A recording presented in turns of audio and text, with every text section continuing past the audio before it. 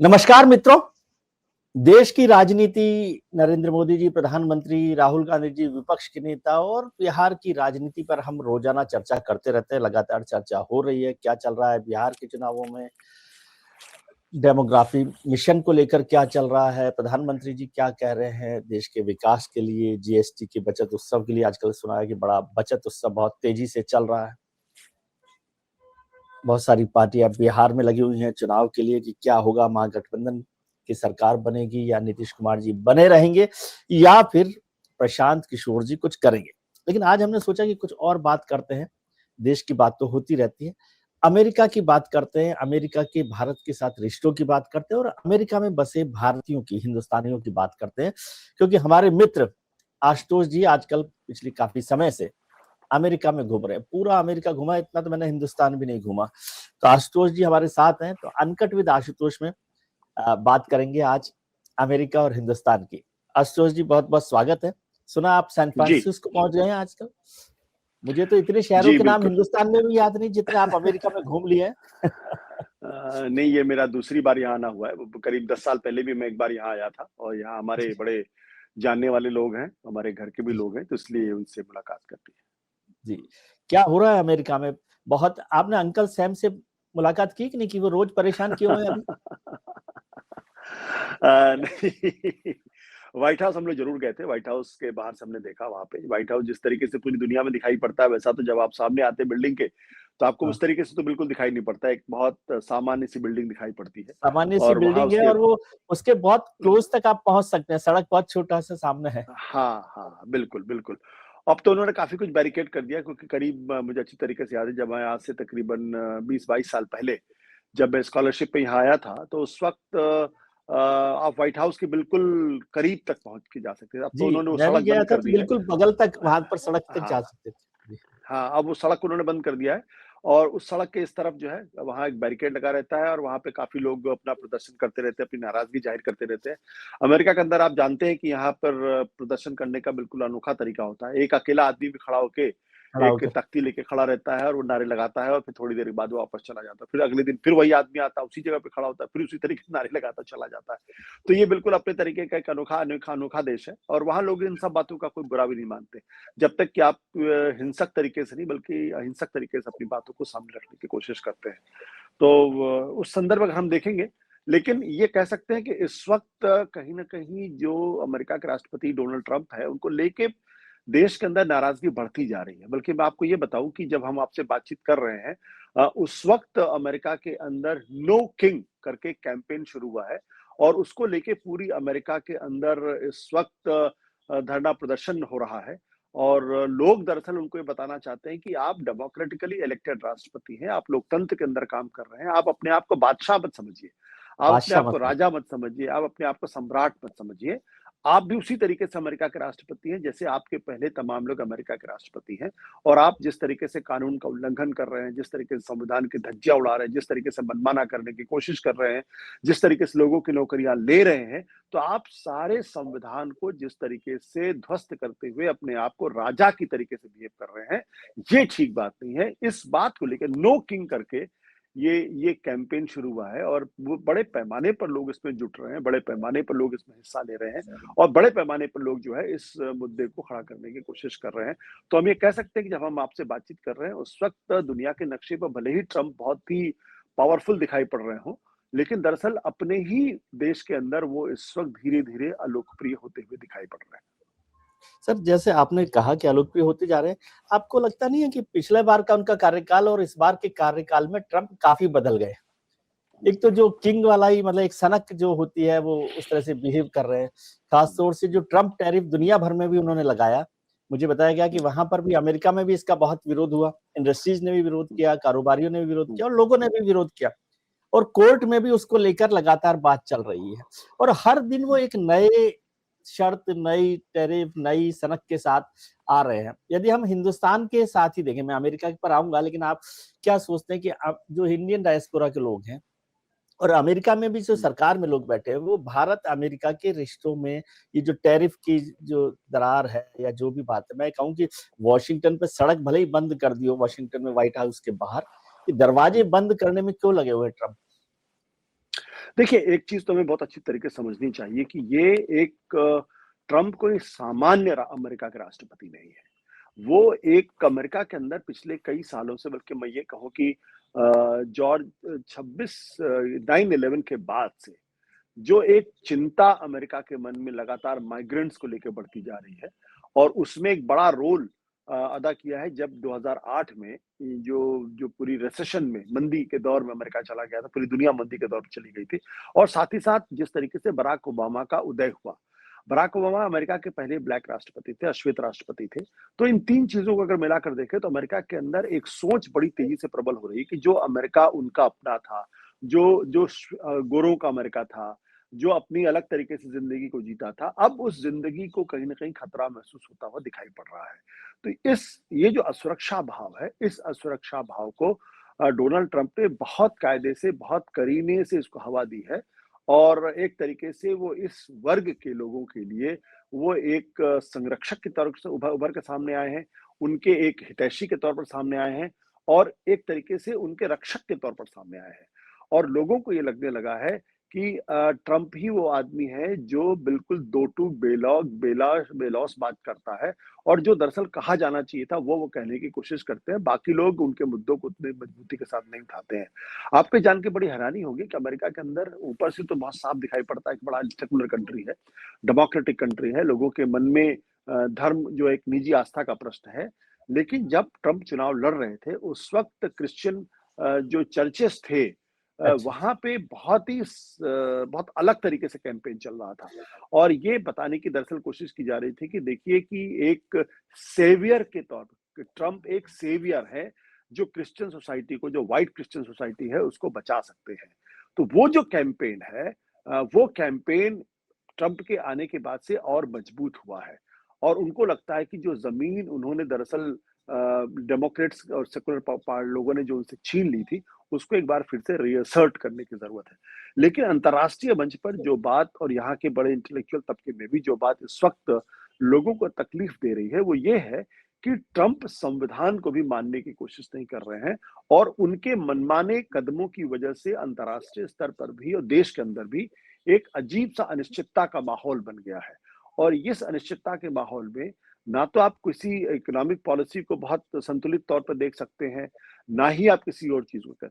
हालांकि जो ट्रंप के अपने सपोर्टर हैं, ट्रंप की जो अपना इंटेलेक्चुअल जो थिंक टैंक है, वो ये मानता है कि टैरिफ ही एकमात्र रास्ता है जिसके माध्यम से आप अमेरिका को फिर से महान बना सकते हैं।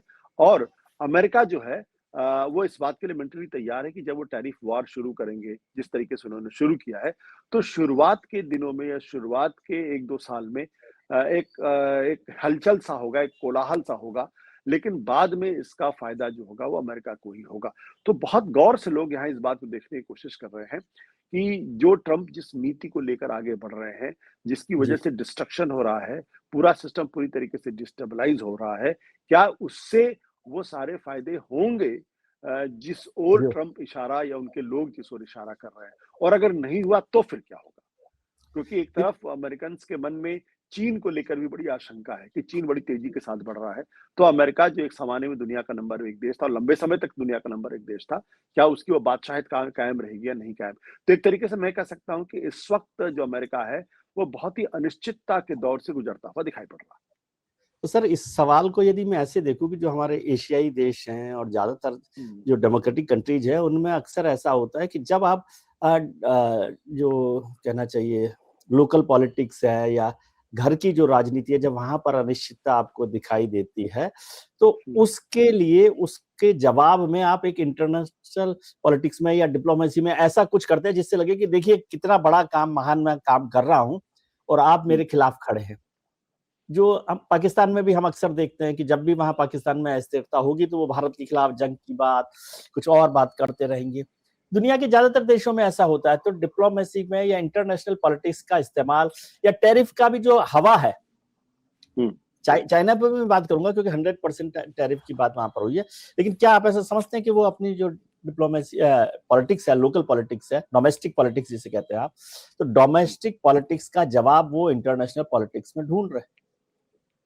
देखिए, एक चीज़ तो मैं इसको बहुत ज़्यादा डोमेस्टिक पॉलिटिक्स को इंटरनेशनल पॉलिटिक्स से जोड़कर नहीं देखता हूँ, क्योंकि अमेरिका के अंदर जो सिस्टम है, वहाँ पे एक राष्ट्रपति 2 टर्म से ज़्यादा राष्ट्रपति नहीं रह सकता। तो वो बहुत अच्छा काम कर लें, तो उसके बावजूद भी उनके लिए कोई तीसरा टर्म तो खुलने वाला नहीं है, जब तक कि वो पूरी तरीके से संविधान को बदल ना दें। और संविधान को बदलना उनके हाथ में नहीं है, क्योंकि वो फैसला तो कांग्रेस को करना है या जो सेनेट है उनको करना है। जो उनकी संसद उसको करना है और वहाँ पे आज की तारीख में भले ही ट्रंप को बहुमत हो, लेकिन बहुत बड़े स्तर पर ये कहा जा रहा है कि जो जो मिड टर्म पोल्स होंगे उसमें ट्रंप और उनकी पार्टी रिपब्लिकन्स माइनॉरिटी में आ जाएगी।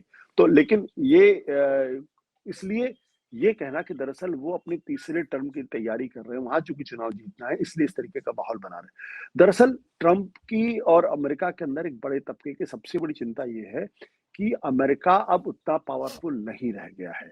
अमेरिका अब कुछ दूसरे मुद्दों को लेकर भागने लगा है और उन मुद्दों का उनकी जो बहुतायत अमेरिकी समाज है, उससे उसका कोई लेना-देना नहीं है। तो और साथ ही साथ ये भी देखने में आया, लोगों की आय अगर घटी नहीं है, तो लोगों की आय बढ़ी भी नहीं है।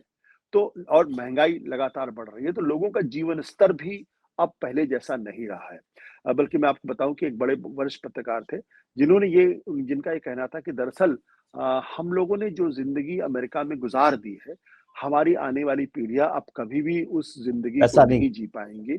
हाँ, वो उनके लिए अब संभव नहीं हो पाएगा, क्योंकि हमने जो जो देखा है, वो एक अलग तरीके का अमेरिका था, जहाँ हमारी समृद्धि थी, अचानक हमारे पास बड़ी-बड़ी गाड़ियाँ आ गई, बड़ी-बड़ी कारें आ गई, एक जीवन स्तर था, जो कोई भी एक सामान्य आदमी पहले नहीं सोचता, तो हमने जिया है। लेकिन हमारे बच्चे अब शायद उस जीवन स्तर को नहीं पा पाएँगे। तो ये चिंता वहाँ पे है और इस चिंता की वजह से जो बेचैनी उपजी है, उस बेचैनी को डोनाल्ड ट्रंप रिप्रेजेंट करते हैं। तो और इसलिए उनका जो नारा है मागा, make America great again, great यानी अगेन। हमें अमेरिका को फिर से महान बनाना है। तो अमेरिका को फिर से क्यों महान बनाना है? भई अमेरिका तो दुनिया का वैसे भी सबसे समृद्ध देश है। वाह! उसकी जो जीडीपी है वो दुनिया में सबसे ज़्यादा है, करीब $30 ट्रिलियन की इकोनॉमी है। 30 करोड़ के आसपास यहाँ की आबादी है। पर कैपिटा इनकम के मामले में भी वो बहुत आगे है। मैं ये नहीं कहूँगा नंबर 1 कंट्री, लेकिन बहुत बहुत आगे है और उसका कोई मुकाबला नहीं, चाहे वो डिफेंस का क्षेत्र हो, चाहे वो साइंस एंड टेक्नोलॉजी का मामला हो, चाहे वो नॉलेज सिस्टम का मामला हो, तो हर चीज़ में अमेरिका आगे है। लेकिन जब बहुत पावरफुल देशों के अंदर भी चिंता होती, क्या हमारी बादशाहत कायम रह पाएगी और हम क्यों धीरे-धीरे चाइना से पिछड़ते हुए जा रहे हैं। तो इसके संदर्भ में जो बेचैनी पैदा हुई, उसको ट्रंप रिप्रेजेंट करते हैं और वो उसको अपने राजनीतिक कार्यों के लिए भुनाने की कोशिश करते हैं। हाँ, मैं एक बात और बता दूँ कि जो ट्रंप रिपब्लिकन पार्टी को रिप्रेजेंट नहीं करते हैं। आज की तारीख में जो रिपब्लिकन पार्टी थी, जो जॉर्ज डब्ल्यू बुश की पार्टी थी, जी। वो और इस रिपब्लिकन पार्टी में ज़मीन आसमान का फ़र्क है। वो रिपब्लिकन पार्टी एक तरीके से डेमोक्रेटिक सेटअप में काम करती थी। ये जो रिपब्लिकन पार्टी है, ये कहने को रिपब्लिकन पार्टी है, दरअसल ये पूरी तरीके से ट्रंप पार्टी हो गई है। यानी ट्रंप के इशारों के बगैर वहाँ परिंदा भी पर नहीं मार सकता है। कोई भी कैंडिडेट अगर उसको ट्रंप का सपोर्ट हासिल ना हो, तो वो रिपब्लिकन पार्टी का कैंडिडेट चुनाव भी नहीं जीत सकता है। जो रिपब्लिकन पार्टी के नेता हैं, वो आज एक तरीके से कह सकते हैं कि ट्रंप के रहमो-करम पर ज़िंदा है। ट्रंप जिसको चाहते हैं उसको अपॉइंट करते हैं, जिसको चाहते हैं उसको हटाते हैं। जिस कानून को वो चाहते हैं कि उसको खत्म कर देना है, उसको खत्म कर देते हैं। बाद में उसको अदालतों में चुनौती दी जाती है। कई फैसले जो होते हैं उनके पक्ष में आते हैं, कई उनके खिलाफ आते हैं। तो मेरा ये स्पष्ट तौर पे मानना है कि दरअसल जो लोग ये कहते हैं कि ट्रंप अपनी डोमेस्टिक पॉलिटिक्स को लेकर ही अंतर्राष्ट्रीय राजनीति कर रहे हैं, दरअसल ट्रंप के का जो मैडनेस है, जो पागलपन है, उसके पीछे वो बेचैनी है, जो अमेरिका को चीन के सामने कमज़ोर होते हुए नहीं देखना चाहता है। वो अपनी पुरानी बादशाहत को लाना चाहता है और यही कारण है कि तमाम अस्थिरतावादी काम करने के बावजूद भी ट्रंप के बारे में अगर कोई ये कहे कि वह लोकप्रिय हो रहे हैं अपने देश में, तो ऐसा कम से कम मुझे दिखाई नहीं पड़ता। हाँ, उनकी लोकप्रियता में थोड़ी कमी आई है, लेकिन अलोकप्रिय बिल्कुल नहीं हो रहे हैं। बहुत बड़ा तबका है जो आज भी उनके फैसलों के साथ मजबूती के साथ खड़ा हुआ है। सर मागा पर बात करूं या चीन पर, मैं पहले चीन पर बात कर लेता हूं फिर मागा पर आऊंगा मैं, कि चीन को आपने कहा कि चीन की चिंताएं हैं, चीन को लेकर चिंता अमेरिका को है, तो क्या हुँ। अमेरिका को लगता है कि चीन जो है वो अमेरिका की बादशाहत को तोड़ देगा, वो नंबर 1 हो सकता है दुनिया में, और जिस तरह की ताकत है, एनर्जी है, इंटेलेक्ट है, टेक्नोलॉजी है सब में, और जो डी डॉलराइजेशन का भी एक तरह से कैंपेन पूरी दुनिया भर में चल रहा है अलग अलग देशों में। ये सारी चिंताएं अमेरिका को परेशान कर रही है और इसलिए वो 100% टैरिफ चीन पर लगाकर आगे बढ़ना चाहता है। या खासतौर से एससीओ की बैठक में भी जिस तरह से पुतिन और प्रधानमंत्री नरेंद्र मोदी और कुछ और लोग मिले, 20 देशों के राष्ट्राध्यक्ष वहां पर थे, तो क्या ये अमेरिका की चिंता अमेरिका को नंबर 1 से खिसकता हुआ देख रही है? ये बिल्कुल चिंता है। ये वाक़ई में बहुत ही गंभीर चिंता है और वो उसको अफ़ोर्ड नहीं कर सकते। ये भी अच्छी तरीके से वो इस बात को मान लिया है कि जो चुनौती एक ज़माने में सोवियत संघ के ज़माने में थी, जहाँ उनको लगता था कि सोवियत संघ उनसे आगे निकल जाएगा। देखिए, सवाल फिर सोवियत संघ के आगे निकलने का नहीं था।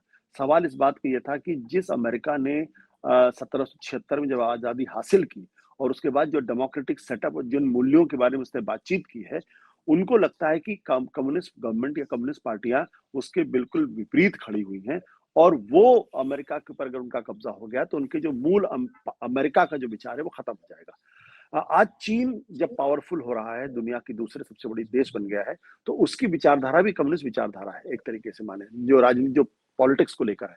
भले ही उनकी जी, अर्थव्यवस्था आज कैपिटलिज्म के रास्ते पे चलती अर्थव्यवस्था हुई दिखाई कैपिटलिज्म पड़ती पर। है। हाँ, लेकिन अमेरिका अमेरिका अमेरिका का जो कैपिटलिज्म है वो पूरी तरीके से बाजार आधारित है, बाजार द्वारा नियंत्रित है। लेकिन जो चीन की जो कैपिटलिज्म है, उसमें बाजार को ऑटोनॉमी दी गई है, लेकिन वो पूरी तरीके से स्वतंत्र नहीं है। वहाँ सरकार जो कम्युनिस्ट पार्टी है वो उसको चलाती है, वो उसको निर्धारित करने का काम करती है। तो अमेरिकन्स को ये लगता है कि अगर चीन आगे निकल गया, तो फिर दुनिया में जो अमेरिका का दबदबा है, चाहे उनकी डेमोक्रेटिक क्रेडेंशियल्स का सवाल हो या फिर उनके लिबरल वैल्यूज का सवाल हो या फिर रूल बेस्ड सिस्टम का सवाल हो, चाहे वाणी की स्वतंत्रता का प्रश्न हो, ये सब कुछ जिसको हम अमेरिकी मिजाज कहते हैं, वो खतरा पैदा हो जाएगा। तो इसलिए इसको सिर्फ राजनीतिक स्तर पर देखना ठीक नहीं होगा। मेरा मानना है कि पहली बार अमेरिका को ये लग रहा है कि उनके अपने मूल्यों को बहुत गंभीर खतरा पैदा हो गया है।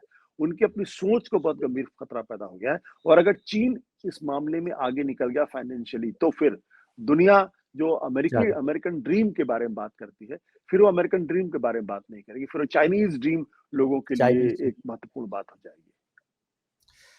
सर, कल मैं एक प्रोग्राम में था दिल्ली में, एनडीटीवी का हम्म, प्रोग्राम था, एनडीटीवी वर्ल्ड समिट। तो उसमें ऋषि सुनक साहब थे, एबॉट साहब थे ऑस्ट्रेलिया के, हरिणी हम्म, अमरसूरिया थी श्रीलंका की, हम्म, प्रधानमंत्री जी थे। सबकी राय में मोटे तौर पर था कि ये टैरिफ वाली जो पॉलिसी है राष्ट्रपति ट्रंप की, वो ठीक नहीं है। They are hmm, not happy with that, they were not hmm, happy with that. और उससे कोई फायदा होगा ऐसा नहीं है, दुनिया के देशों को भी कोई फायदा नहीं होने वाला। और हम्म, प्रधानमंत्री जी ने कहा कि हम इसका जवाब दे रहे हैं नेशन फर्स्ट से, आत्मनिर्भर भारत हम्म, से। तो ये जो हम्म, नेशन फर्स्ट और मागा जो कैंपेन है, क्या इसमें हम्म। कोई आप साम्य देखते हैं या उसका जवाब देखते हैं? देखिए, इसको एक दूसरे तरीके से अगर आप देखने की कोशिश करें कि जो सेकंड वर्ल्ड वॉर के बाद से जो रूल बेस्ड सिस्टम बना था, जिसको एक तरीके से सोवियत यूनियन से या कम्युनिस्ट कंट्री से चुनौती मिली थी और बहुत सारे लोग ये भी कहते हैं कि जो 17वीं शताब्दी में, 18वीं शताब्दी में, 19वीं शताब्दी में जो बड़े पैमाने पर हिंसा हुई और स्थिरता का दौर चला, लोगों की जानें गईं, वैसा 1945 से सेकंड वर्ल्ड वॉर के बाद दुनिया के नक्शे पर नहीं हुआ। उसका एक बड़ा कारण ये था कि लोगों के बीच में कंसेंसस बना था कि दुनिया को नियमों के हिसाब से चलना चाहिए। अगर वो रूल बेस्ड सिस्टम पे नहीं चलेगा तो फिर अराजकता फैलेगी, बड़ी मछली छोटी मछली को खा जाएगी और फिर चारों तरफ वैसे ही हाहाकार हंगामा रहेगा जैसे कि मिडवल हिस्ट्री के अंदर होता रहा है। तो लेकिन उसकी एक व्यवस्था ये है कि जो समाज 1945 का समाज था, जिसके तहत उस सिस्टम को बनाया गया था, जो इंस्टीट्यूशंस खड़े किए गए थे, आज समाज 2025 में आ गया है। तो जो सिस्टम 1945 को डील करने के लिए, वहाँ के समाज को डील करने के लिए बना था, वो समाज 2025 के समाज को हैंडल नहीं कर पा रहा। उसकी आकांक्षाओं को, उसकी इच्छाओं को, उसकी चिंताओं को, उसकी बेचैनी इसको एड्रेस नहीं कर पा रहा है। तो ये जो कोलाहल दिखाई पड़ रहा है, दरअसल ये कोलाहल एक नए विकल्प की तलाश कर रहा है, जिसमें उन लोगों की जो भावनात्मक बेचैनी है, उसको हैंडल करने के लिए उसको अमेरिका में वो कहते हैं कि भाई हम अमेरिका को फिर से उसको एड्रेस बना करने की फिर से कोशिश कर रहे हैं। कोशिश कर रहे हैं। या भारत के अंदर आप देखिए जो हिंदुत्व के बहाने खड़ा करने की कोशिश की जा रही है, या हंगरी में अगर आप देखें तो वहां भी वो let's make Hungary great again, तो वो सब ये सब भावनात्मक स्तर पर लोगों का एक तरीके से दोहन करके अपनी राजनीतिक रोटियां सेकने की कोशिश कर रहे हैं। तो मेरा मानना यह है बहुत स्पष्ट तौर पे ये कि इस वक्त की जो बेचैनी है, जो दक्षिण पंथियों का जो भार दिखाई पड़ रहा है, वो एक स्थायी भाव नहीं है। वो दरअसल जो पहले का सिस्टम था, उस पहले के सिस्टम को लेके लोगों के अंदर जो चिंता थी, जो परेशानियाँ हैं, जो दुश्वारियाँ हैं, चूँकि वो एड्रेस नहीं कर पा रहा है, इसलिए लोग उस सिस्टम से नाराज़ हैं और नए सिस्टम या नए मूल्यों की तलाश कर रहे हैं। ये उसका रिफ्लेक्शन ज़्यादा मुझे दिखाई पड़ता है, जो भारत में हिंदुत्व के नाम से दिखाई पड़ता है, अमेरिका में मागा के नाम से दिखाई पड़ता है। लेकिन अमेरिका को आपने इतना देखा है, पहले भी आप गए हैं, अमेरिका को आप समझते भी हैं। अमेरिका की पहचान ही सबके साथ चलने की है, विविधता की है। अमेरिका की जो ताकत है, उसमें दुनिया भर के देशों का जो ज्ञान है, टैलेंट है, पैसा है, वो सब कुछ लगा हुआ है। हिंदुस्तान का भी यदि आप देखें तो वहाँ की जो सबसे बड़ी सिस्टम है, नासा से लेकर और टेक्नोलॉजी में और सब चीज़ों में, वो भारत का, चाइना का बड़ा हिस्सा है। उद्योगपतियों के हिसाब से भी देखें तो भी बहुत बड़ा हिस्सा हमारा वहाँ पर है। आबादी के हिसाब से भी देखें तो भी बड़ा हिस्सा है। तो क्या अमेरिका का जो चरित्र है, कैरेक्टर मतलब जिसके लिए दुनिया भर में माना जाता है अमेरिका को कि वहाँ वो एक ऐसा संगम है, हमारे यहाँ तो प्रयागराज में है संगम या 3 नदियाँ मिलती हैं, लेकिन अमेरिका में तो सारी धाराएँ एक साथ मिलकर साथ चल सकती हैं। ये जो उनका राइट विंग थॉट या जो भी आप प्रोसेस कह लें, मागा के नाम पर अमेरिकन्स के रोजगार, अमेरिकन की चिंता, क्या ये अमेरिका को अमेरिका रहने देगा? देखिए, अमेरिका बाहर से देखने में ज़रूर लगता है कि दरअसल यहाँ पे तमाम देशों के लोग आए, तमाम धर्मों के लोग आए, तमाम नस्लों के लोग आए और वो अमेरिकन सोसाइटी का एक बड़ा हिस्सा हो गए। लेकिन अमेरिका का जो कोर समाज है, जो जो मूल समाज है, वो आज भी गोरों का है। क्रिश्चियंस जो व्हाइट क्रिश्चियंस हैं, दरअसल उनका समाज है। उनको लगता है कि हमने इस अमेरिका को पैदा किया है। और ये हमारा समाज है और ये जो बाहर से लोग खास तौर पर जो एशिया के लोग आ रहे हैं या जो अफ्रीका के लोग आ रहे हैं, दरअसल ये हमारे समाज को एक तरीके से खतरा पैदा कर रहे हैं।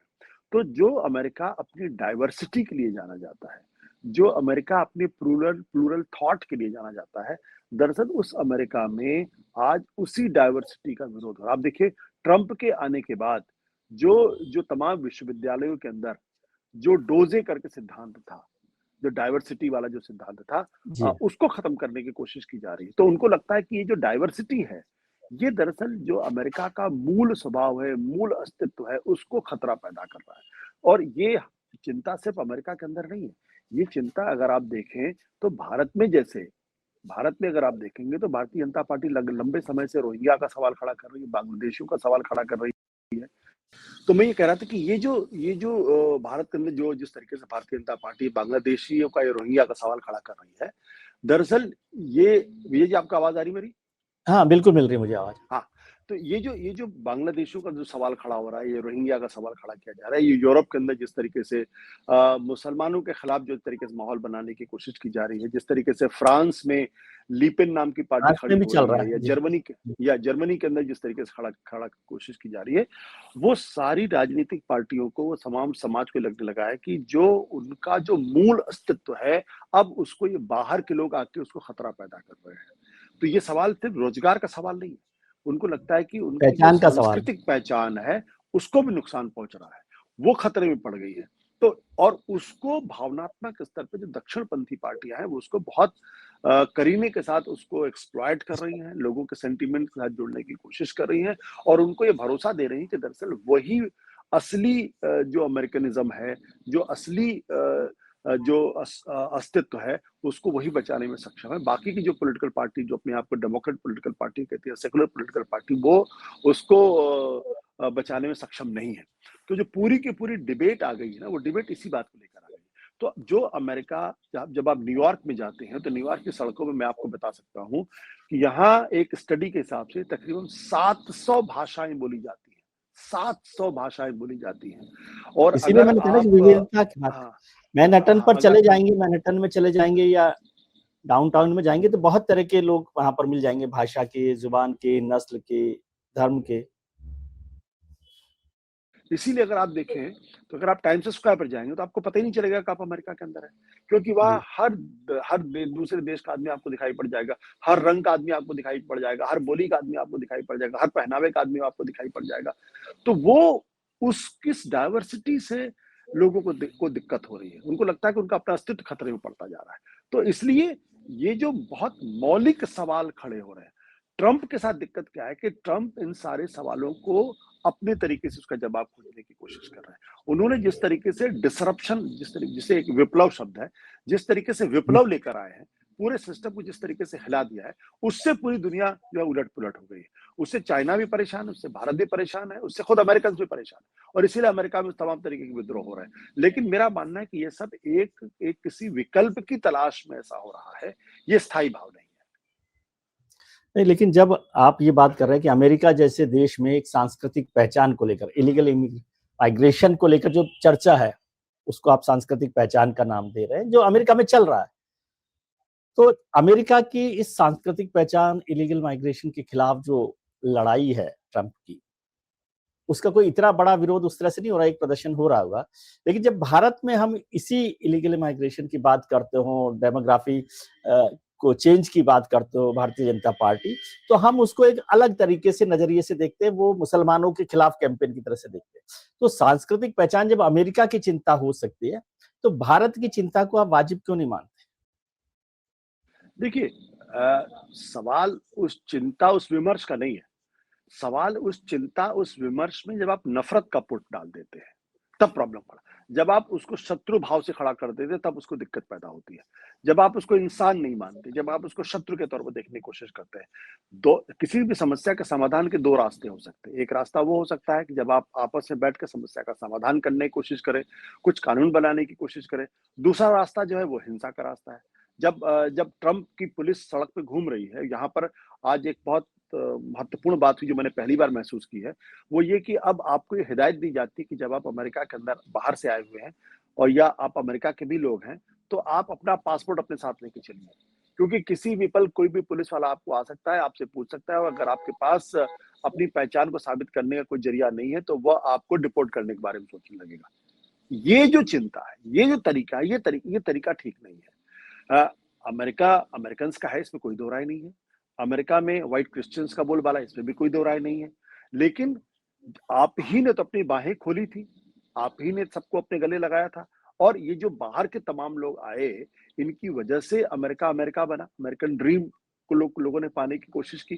क्या कारण है कि आज अमेरिका के जो बड़े कॉर्पोरेशंस हैं, वहाँ सत्य नडेला दिखाई पड़ते हैं या फिर सुंदर पिचाई दिखाई पड़ते हैं या और बहुत सारे भारतीय लोग दिखाई पड़ते हैं। तो उनका भी इस अमेरिका को अमेरिका बनाने में बड़ा कंट्रीब्यूशन है।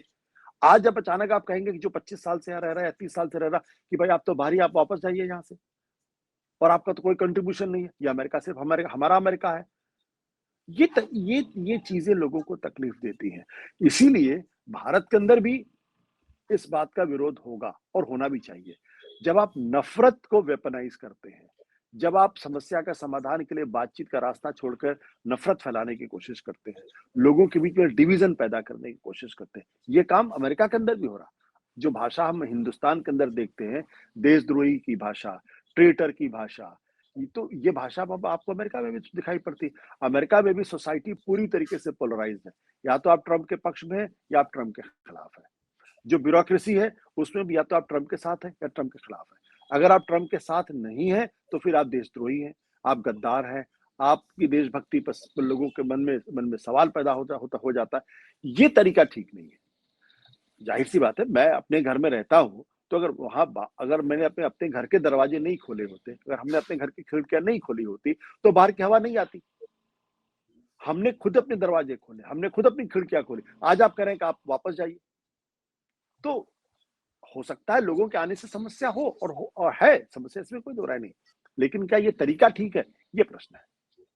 नहीं, ये प्रश्न ठीक है बिल्कुल, लेकिन अमेरिका और भारत में फिर से मैं इसी, क्योंकि ये बड़ा गंभीर विषय है भारत से जुड़ा हुआ अमेरिका में, कि अमेरिका के लोग तो आपने कहा कि जैसे वहाँ पर सड़क पर हिदायत दे रहे हैं कि आप अपना पासपोर्ट लेकर घूमिए, चलिए, ताकि आपकी पहचान की परेशानी नहीं हो, और वो तो हैंडकफ लगाकर भारत के लोगों को भी भेज देते हैं जो इलीगल माइग्रेट। भारत में तो ऐसा नहीं हो रहा।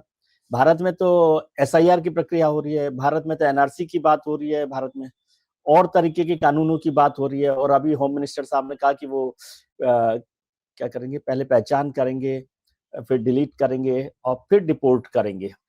Detect, delete and deport. तो ये तो एक प्रोसेस है, एनआरसी एक प्रोसेस है। तो भारत में तो एक प्रोसेस चल रहा है, लेकिन हम भारत की सरकार को एक ऐसा पोर्ट्रे करते हैं जो लोग उसके विरोध में है कि भाई ये तो बहुत ही खराब कर रहे हैं। अमेरिका में तो वो हो रहा है, अमेरिका में तो उससे ज्यादा हो रहा है बिना कानून के। यहाँ तो सरकार एक कानून, एक व्यवस्था बनाने की तैयारी कर रही है।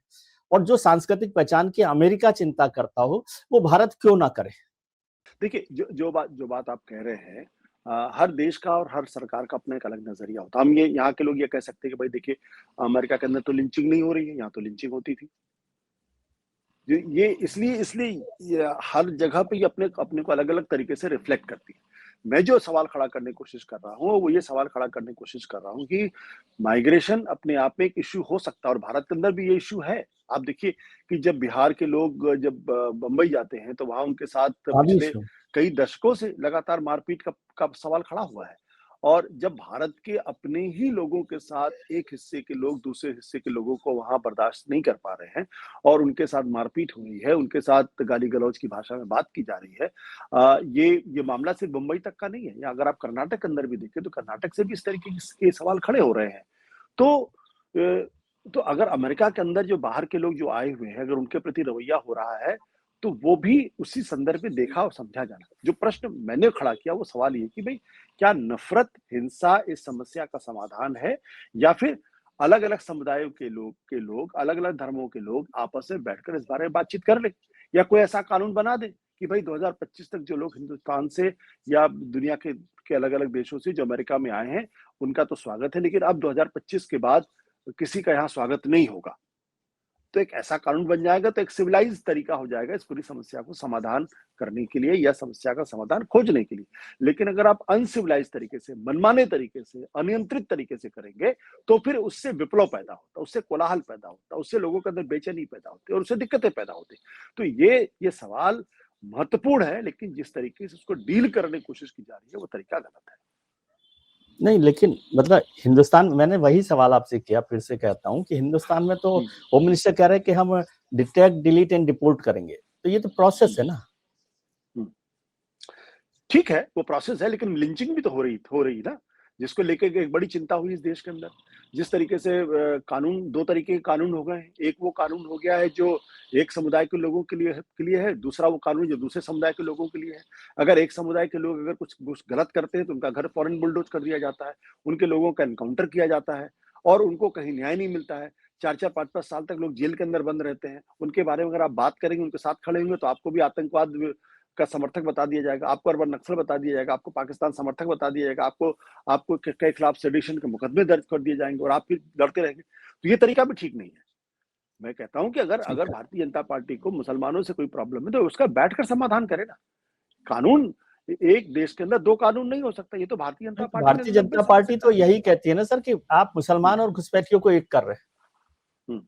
नहीं, वो दरअसल कह एक ही बात रहे हैं। वो मुसलमानों को ही घुसपैठिया बता रहे हैं। ये तो प्रधानमंत्री जी ने 2024 के लोकसभा चुनाव के दौरान कहा था, वो तो आप अच्छी तरीके से जानते हैं कि जब आप कपड़ों से पहचानने की बात करते हैं, जब आप कहते हैं यहाँ तो घुसपैठिए हैं, यहाँ मंगलसूत्र भी सुरक्षित नहीं है, तो किसके बारे में बात कह रहे हैं, वो तो आप भी जानते हैं और हम भी जानते हैं।